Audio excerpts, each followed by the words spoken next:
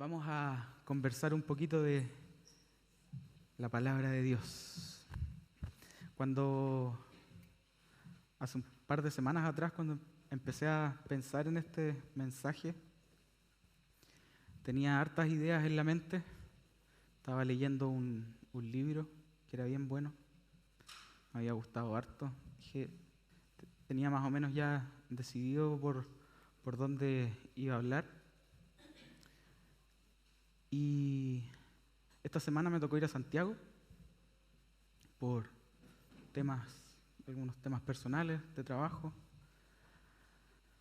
Y fui en bus, así que el viaje es bien largo para allá. Tuve harto tiempo para pensar.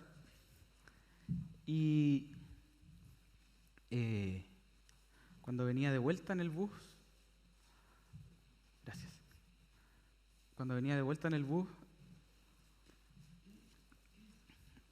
podemos llamarlo la mente, podríamos llamarlo Dios.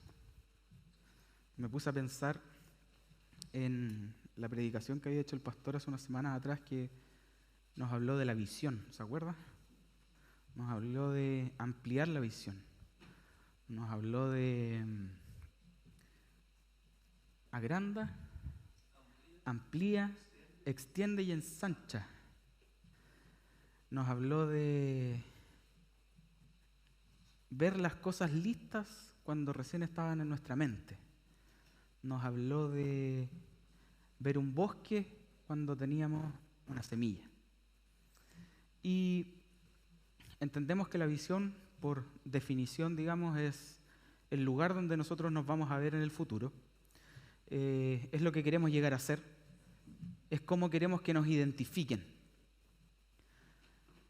Y no pretendo hoy día plantear una visión específica para eso, sino que pensando, lo que yo me pregunté es: ¿qué ejemplo tengo que tomar yo para poder plantearme una visión? ¿Cómo quiero que me identifiquen? ¿Qué es lo que quiero yo llegar a ser?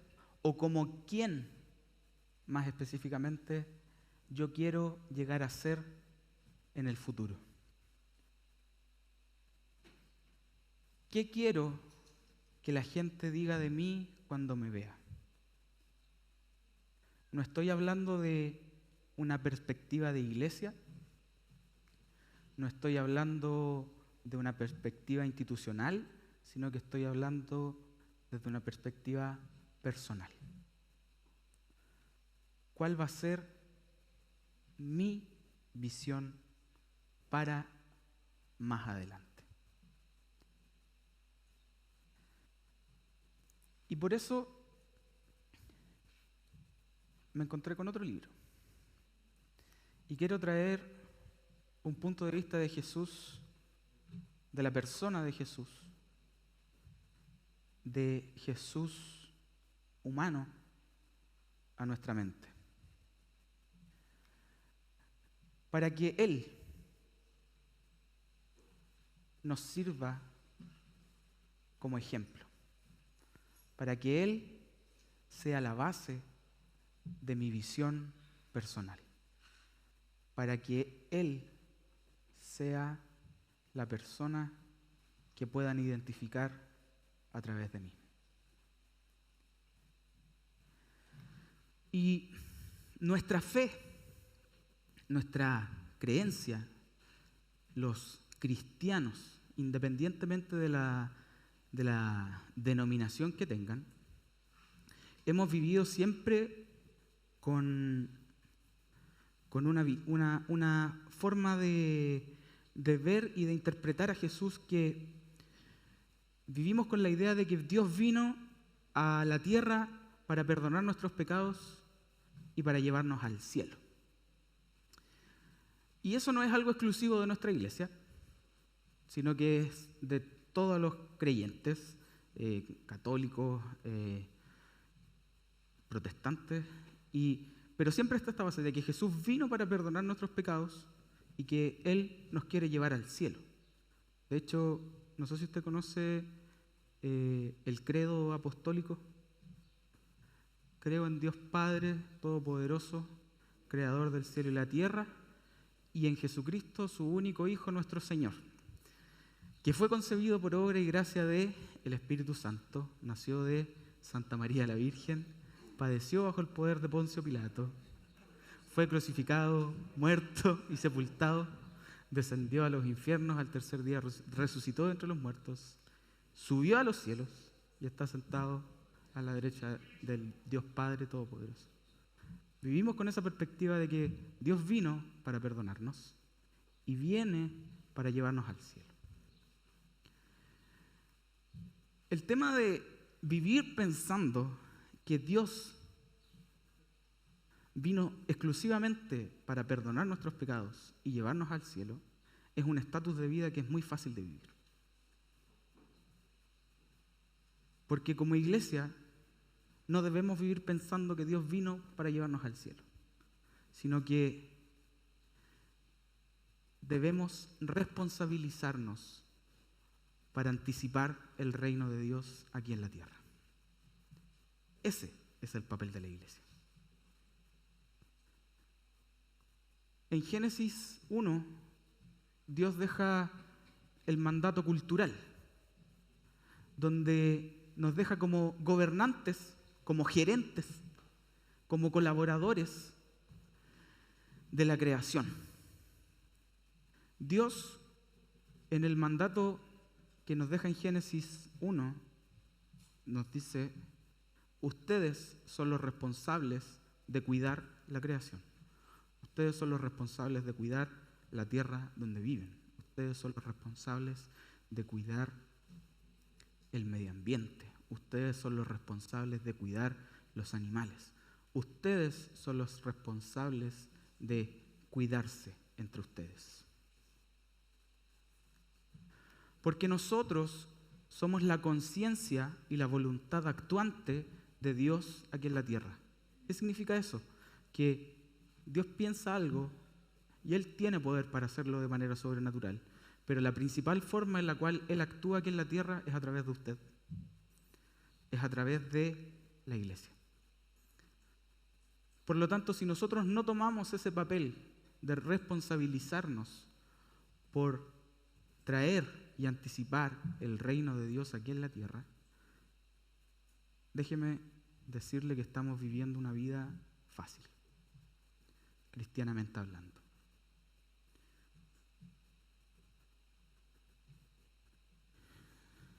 Nuestro papel aquí en la tierra es hacer lo que Jesús siempre está haciendo, que es tratar de redimir todas las cosas. Jesús quiere que todos sean salvos, no solamente usted, no solamente yo, sino que Él a cada momento está intentando redimir y traer más cosas hacia Él. Y nosotros tenemos que hacer lo posible por traer las cosas a Jesús. Tenemos que esforzarnos día a día para que el resto de las personas que no conocen a Dios, tenemos que esforzarnos para que cada día nuestro alrededor, que se olvida de que existe un Dios, vuelva a Él. Porque eso es lo que Dios quiere. El Evangelio en el cual nosotros creemos no es solamente una realidad espiritual. Una realidad espiritual que solamente se interesa por donde vamos a llegar después de la muerte. El Evangelio no es solamente eso. El Evangelio es algo mucho más superior, es algo mucho más integral, que responde las cuestiones que son más espirituales y más místicas que nos podamos imaginar. Pero también el Evangelio es la respuesta y la provisión para las angustias de nuestra vida, para los dolores de nuestra alma. para las incomodidades de nuestra condición física y de nuestra condición humana. Por lo tanto, el Evangelio no es solamente esa realidad espiritual en la cual nosotros estamos pensando en la vida eterna, sino que el Evangelio es también preocuparse por el prójimo, es ayudar a quien necesita. Espiritualmente, pero también tangiblemente. Jesús era así. Jesús se involucró intensamente con todas las cuestiones sociales de su época. Hay un teólogo que se llama Timothy Keller, que en redes sociales publicó un mensaje que decía: Jesús no solamente era un tipo simpático que vino a hacerle bien al mundo, porque uno no crucifica tipos simpáticos, uno crucifica amenazas.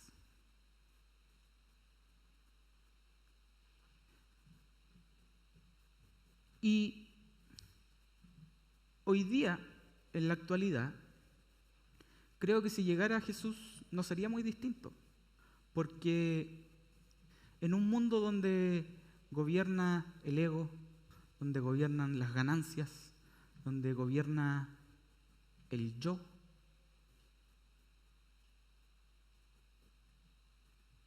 alguien que aparezca para hablar de nosotros en vez de yo, alguien que hable de perdón, alguien que hable de igualdad, alguien que hable de fraternidad, de hecho es una amenaza al sistema.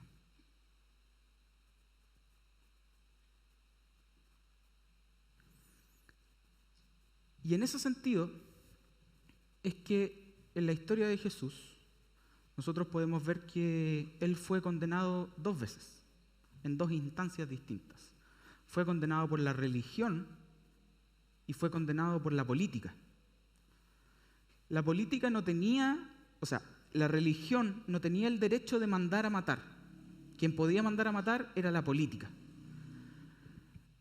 Jesús fue condenado por blasfemia y fue condenado por conspirar contra la soberanía del César. Jesús fue condenado por Caifás, que era el sumo sacerdote, por blasfemar contra Dios, pero también fue condenado por Herodes, que era la autoridad política de la época, y por conspirar contra la autoridad del César es que Jesús fue enviado a la crucifixión. En el capítulo 11 de Juan, a partir del verso 47, es que podemos ver cómo los sacerdotes empiezan a conspirar la muerte de Jesús.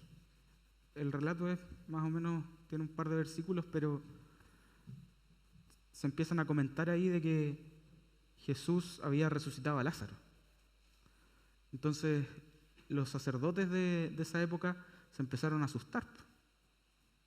¿Quién es esta persona que hace estos milagros? Porque la gente empezó a creer en Jesús, a ver que lo que él decía era verdad. Empezó a ver que él tenía poder para hacer milagros. Empezó a ver que lo que él predicaba como evangelio era una realidad muy distinta a la que los sacerdotes de la época entendían como evangelio. Y en medio de esa discusión, Caifás, que era el sumo sacerdote, se levanta y empieza a esbozar la muerte de Jesús. Dicen: no tenemos por qué morir todos, porque lo que ellos decían era que los romanos se iban a enojar con ellos, con los judíos en general, por todo el alboroto que se estaba formando. Entonces Caifás dice: no tenemos por qué morir todos, que muera uno. Que él muera por todos los judíos, y así, dice el relato, podremos volver a unir a los judíos. El tema es que detrás de esas palabras en verdad hay otro sentido, porque el impulso de los sacerdotes de la época para enviar a matar a Jesús estaba en el miedo de que la gente empezara a seguir más a Jesús y los dejara de seguir a ellos. De que ellos como sacerdotes empezaran a perder el poder que tenían sobre las personas del pueblo. Le explico. En los tiempos de Jesús, los israelitas básicamente compraban el perdón. Dios en Levítico entrega toda una ceremonia y toda una cantidad de rituales que tenían un sentido para purificarse, para que ellos pudieran acceder a la presencia de Dios y a la presencia del pueblo de manera pura y limpia. El tema es que con el pasar del tiempo mueren las generaciones de Israel, pasa mucho tiempo, Israel se aleja de Dios, Israel vuelve a Dios, pero interesantemente el pueblo nunca deja de hacer sacrificios y nunca deja de hacer estos rituales, y los sacerdotes vivían de lo que la gente llevaba al templo. Entonces los judíos, para poder comprar el perdón, para poder limpiarse de la culpa, ellos llevaban animales, llevaban metales preciosos, llevaban un montón de cosas con el cual los sacerdotes también ganaban. Los sacerdotes se iban haciendo dueños de esas cosas, que es una forma totalmente distinta de lo que Jesús instauró en Levítico. Por lo tanto, el templo, básicamente en ese tiempo, estaba lleno de personas con miedo y con culpa. Por lo tanto, los sacerdotes se aprovechaban de eso.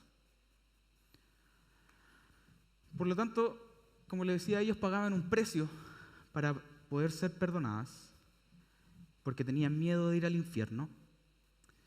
Y finalmente el templo y la estructura del templo y las personas que participaban en el templo se empezaron a transformar en una especie de imperio económico, donde tenían mucho poder porque la gente llevaba cosas, ellos recibían esas cosas, las guardaban, de hecho siempre estaban muy bien vestidos, tenían muchas posesiones y el pueblo no tenía nada. Es en este contexto que aparece un tal Jesús de Nazaret diciendo: hey, yo lo que quiero es misericordia y no quiero sacrificios. Es más, eso lo dice el profeta Oseas en el capítulo 6. No quiero sacrificios. Lo que yo quiero y lo que va a pasar es lo siguiente: cuando ustedes se perdonen unos a otros, su Padre los va a perdonar.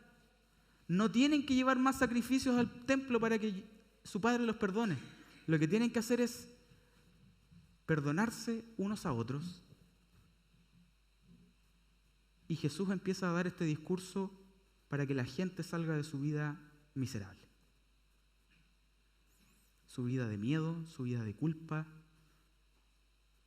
su vida de tener que vivir pensando en cómo voy a obtener algo para llevar al templo para que Dios me perdone.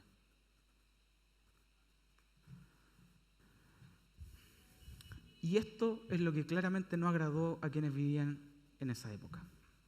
No agradó a quienes vivían de los beneficios que se obtenían por las personas que llevaban cosas para pagar el perdón. Y estas personas eran los sacerdotes. Hay un erudito que se llama Reza Aslan y dice: Jesús no era un mero pacifista que predicaba la palabra de Dios, sino que era un líder revolucionario que desafió al estado de la época, que desafió al orden de su época. Y por eso Jesús fue crucificado. el Imperio Romano utilizaba la muerte de la crucifixión como un método para poder intimidar a los demás individuos o poder intimidar a otros rebeldes para que vieran que si ellos se iban en contra del imperio, podían sufrir lo mismo. Por lo tanto, el Imperio Romano no crucificaba a todas las personas,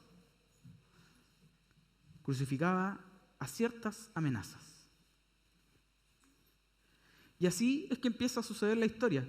Jesús es condenado religiosamente, crucificado políticamente, y aún así 3 días después Jesús resucitó.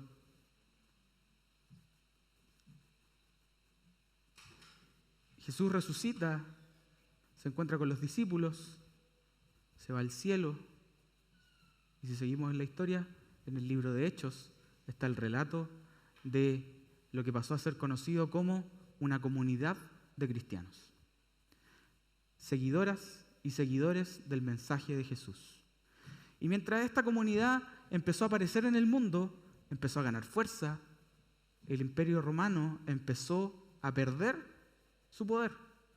El Imperio Romano empezó a sufrir. Pero aún así seguían oprimiendo a los cristianos, porque los cristianos decían: Jesús es nuestro rey y no el César. Por lo tanto, estos cristianos tenían una forma de vida que era totalmente distinta a lo que la política de ese tiempo invitaba, lo que la política de ese tiempo requería. Entonces, desde la resurrección de Jesús hasta como el siglo III más o menos, es que la iglesia es perseguida, la iglesia es asesinada, los discípulos de Jesús son muertos por manos del Imperio Romano. Todos, no, uno. Juan fue el único que no murió como un mártir, digamos, y Judas, que se suicidó. El resto todo murió o crucificado o lo partieron por la mitad, muertes asociadas a la fe que profesaban. Entonces los cristianos empiezan a crecer, se empiezan a esparcir, Roma se empieza a debilitar. Y interesantemente aparece un emperador, yo creo que todos lo hemos escuchado, que se llama Constantino. ¿Cuál es el cambio que sucede aquí? Que Constantino se convirtió al cristianismo. El motivo por el cual se convirtió es bastante controversial. Podemos creer y tener fe de que realmente se convirtió. Otros dicen que fue más bien una jugada política para poder retomar, digamos, el poder que tenía el imperio.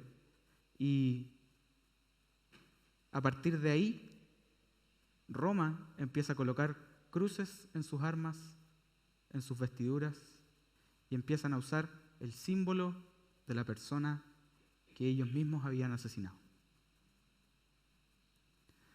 Hay un amigo de Constantino que se llama Lactancio, que decía que Constantino era el 13º discípulo de Jesús.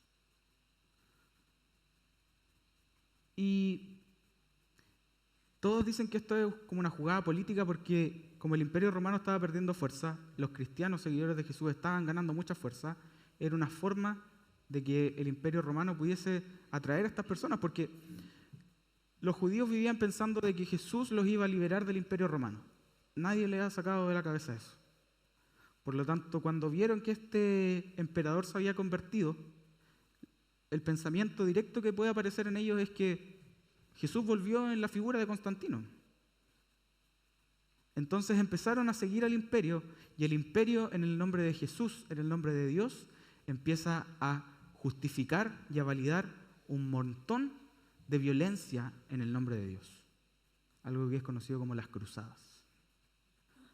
Y el Imperio Romano, en el nombre de Jesús, empieza a matar gente, empieza a matar pueblos, empieza a reconquistar terreno, y todo esto bajo el nombre de Dios.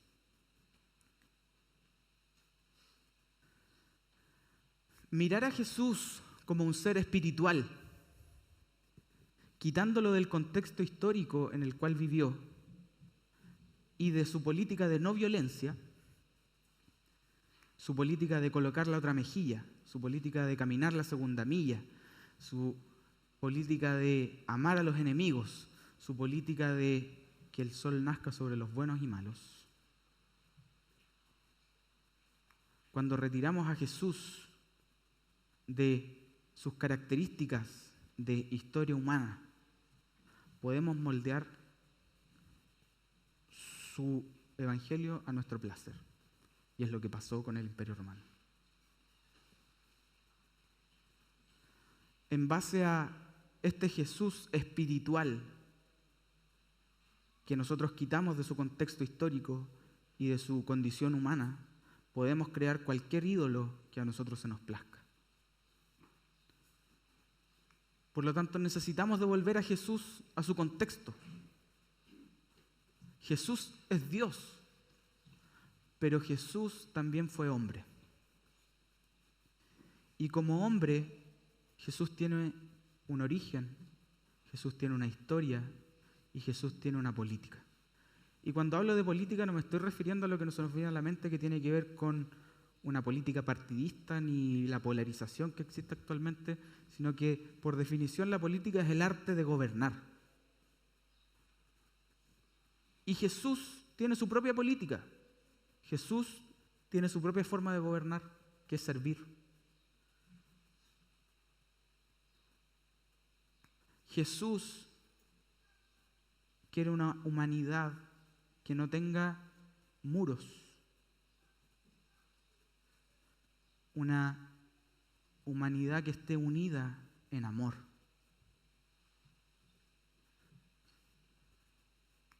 Pablo, en su carta a la gente de Éfeso, dice: por medio del sacrificio de Jesús en la cruz, Cristo puso fin al odio que teníamos como una barrera que separaba a los judíos de los gentiles. Y de dos pueblos hizo uno solo. Jesús, cuando lo quitamos de su contexto, es individual. Pero el Jesús de su contexto es comunitario. Al mirar a Jesús como una figura mística, lo tomamos como si fuera un amuleto personal o un salvador que fuera privado. Pero la verdad es que Jesús no quiere salvarlo solo a usted, ni solo a mí. Jesús quiere salvar a todos. Jesús quiere redimir a toda la creación para que todos vuelvan a Él. Jesús de Nazaret, que vino a esta tierra, que sufrió el dolor que nosotros sufrimos. Ora, Padre nuestro, no Padre mío.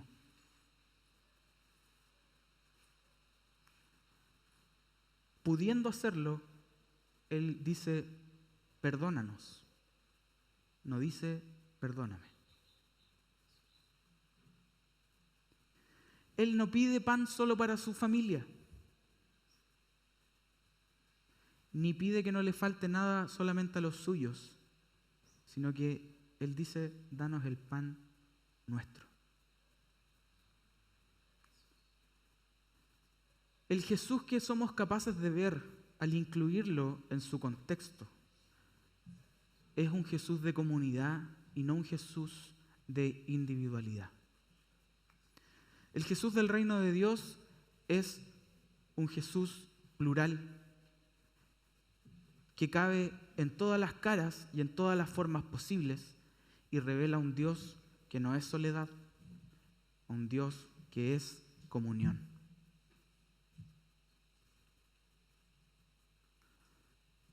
Necesitamos rescatar la esencia del Jesús humano, del Jesús de Nazaret, de ese Jesús que tiene prácticas sociales, que se preocupó por la comunidad, que luchó contra las desigualdades, ese Jesús que denunció injusticias, ese Jesús que abrazó a los oprimidos y que dio pan a los que tenían hambre y alivio a los que estaban sobrecargados del yugo que los obligaban a llevar.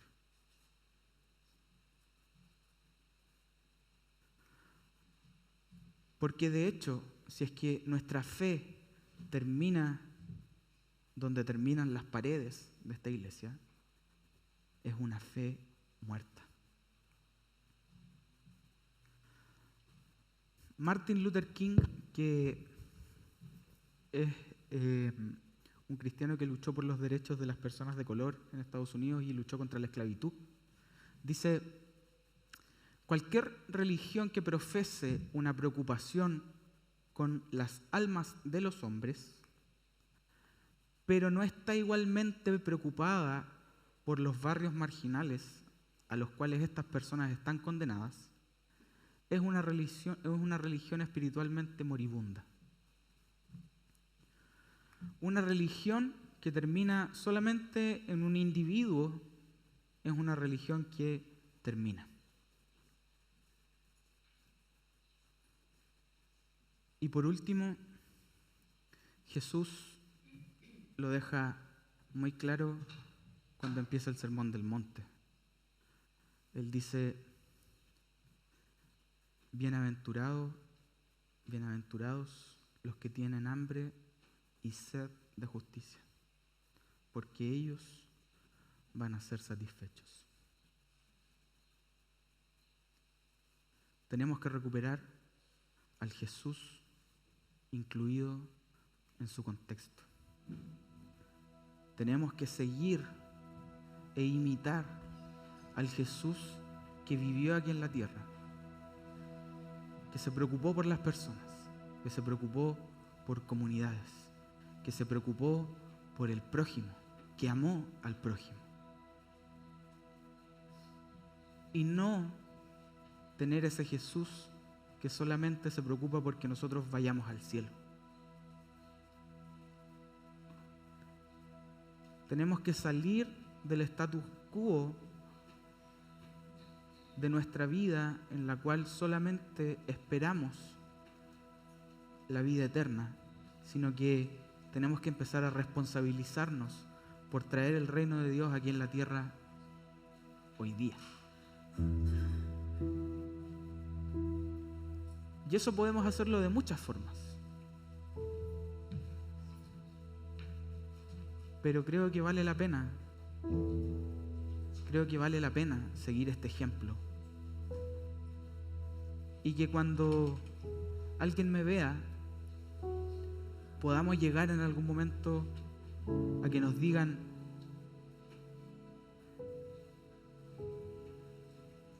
a Jorge, tú te pareces a Jesús.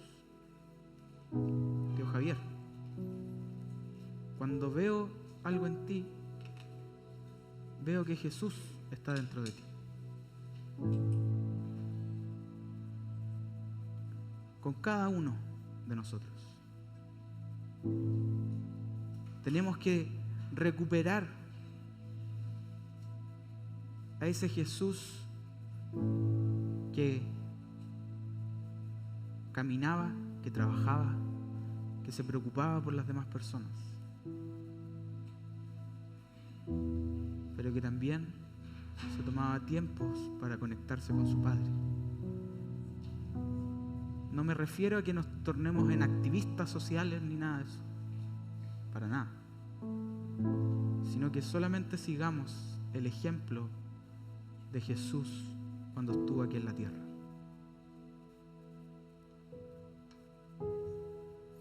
Cierra sus ojos, vamos a orar. Señor, te damos gracias por estar con nosotros. Te damos gracias por preocuparte por nosotros.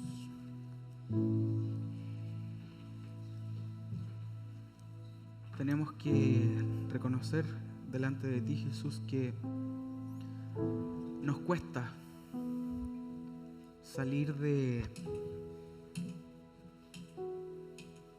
la velocidad, de la cultura del mundo, que nos hace pensar que tú eres un Salvador individual. Nos cuesta. Pero Jesús, ayúdanos. Necesitamos que nos des la fortaleza, nos des el ánimo y pongas en nuestro corazón la intención de romper la cultura del mundo para vivir bajo la cultura que tú quieres traer a la tierra. Es difícil, Jesús. Por eso necesitamos de tu ayuda. Necesitamos de tu cuidado. Necesitamos de ti, Jesús.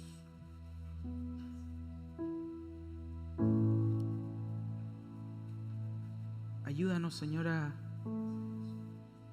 cada día poder encontrar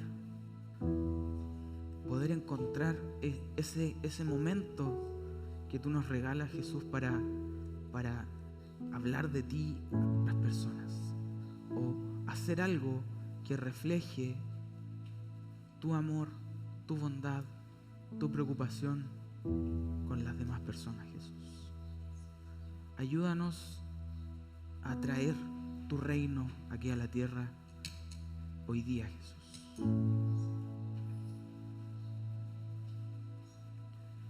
Muchas gracias te damos, Jesús, por tu palabra, por tus enseñanzas, Jesús.